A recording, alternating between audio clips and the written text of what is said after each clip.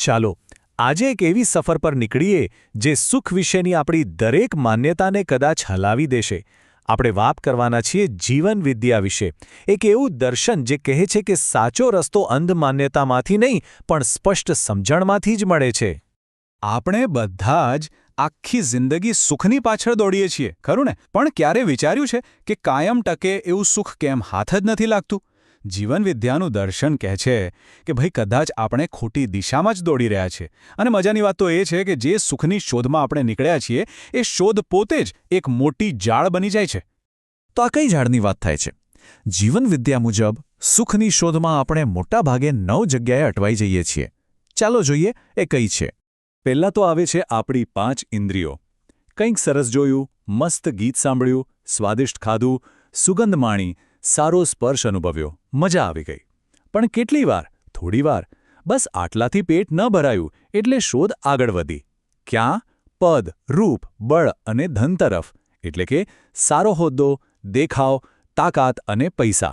પણ પ્રોબ્લેમ એ જ છે, આ બધું જ બહારની વસ્તુઓ પર ટકેલું છે, એટલે એ પણ કાયમી નથી.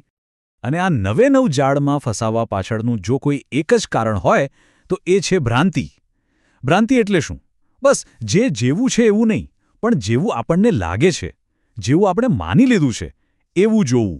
અને બસ દુઃખની શરૂઆત અહીંથી જ થાય છે.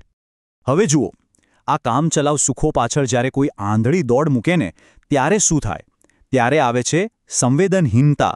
મતલબ કે માણસ એટલો બહેરો થઈ જાય છે કે એને પોતાની કે બીજાની કોઈની પડી નથી હોતી. એ બીજાનું શોષણ તો કરે જ છે, પણ સાથે સાથે પોતાના શરીરને પણ નથી છોડતો. ન્યાય, સંવાદિતા, આ બધી વાતો પછી એના માટે કોઈ અર્થ નથી રાખતી. ઓકે, તો સવાલ એ છે કે આ જાળમાંથી નીકળવું કઈ રીતે?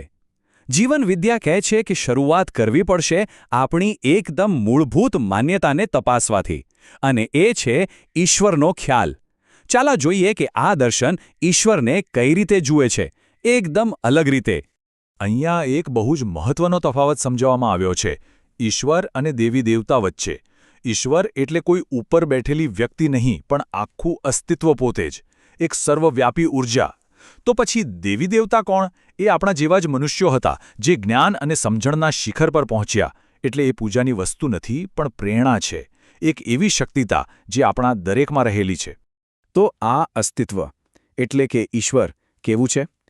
એ નિરાકાર છે, એનો કોઈ આકાર નથી. અને સૌથી રસપ્રદ વાત, એ ક્રિયાશૂન્ય છે.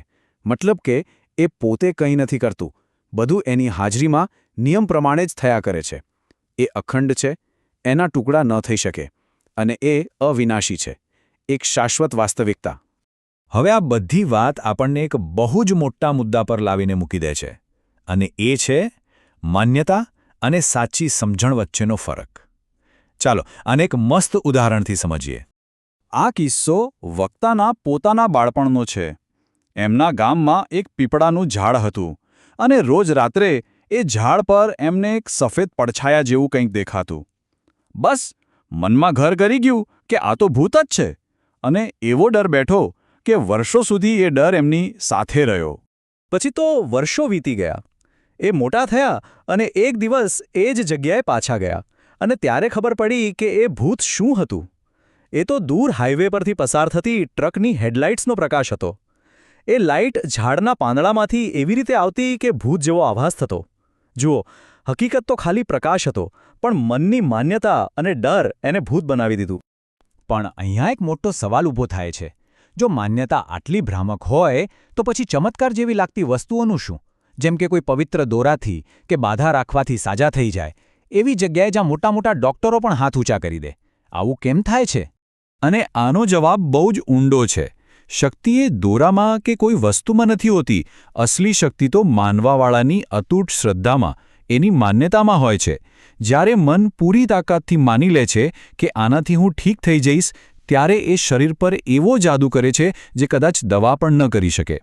આ જ તો છે મન અને શરીરનું ગજબનું કનેક્શન. અને આ જ વાત પરથી એક બહુ જ ધારદાર વાક્ય આવે છે: પૂજનીય બનવું એ ધીમી આત્મહત્યા છે. વિચારો, જ્યારે કોઈ વ્યક્તિ એવી કોશિશ કરે કે લોકો એને પૂજે, ત્યારે એ પોતાની જાતને એક મૂર્તિમાં કેદ કરી લે છે.